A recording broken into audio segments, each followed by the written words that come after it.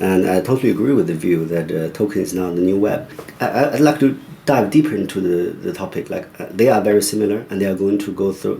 The future will be full of tokens. Yeah. And everything we say blockchain can do, they are going to be done by the tokens. Therefore, we have a huge range of different tokens. I'd like to go a little bit deeper and explain what's the difference between web page and token. Yeah, definitely. So there was a transition from Web 1 to Web 2, and that transition is mostly the transition from an info system to an application system. So the difference between those is info system is how you get information. Application system is how you do something. So example would be in the early days when in the Web 1 era, you would go to a web page, you would read interesting stuff, and you would click through. Sometimes you go to a music band and you click through and you become interested in one person, a singer maybe, and you became interested in clubs, and then you start to browsing all the time not wasted, pleasant time, if you call it, was discovering information and having fun, just interacting with information.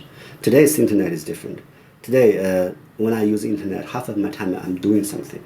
I'm signing up for a conference, and I'm making an appointment with you, for example, in this one, preparing a slideshow and discuss with team members about topic, and showing up in the conference, at each other in LinkedIn.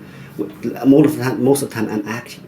Internet is no longer an information system, it's an application system. And that is why internet today is centralized, because the application system would require points of trust, would require interconnecting integration points. And the previous giants like Google and Facebook naturally fits in that role.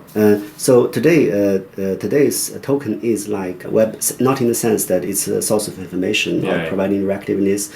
It's a source of integration where the functionalities, the utility and services anchor, so that web can be mobilized again, just like the previous information explosion in the early 2000s.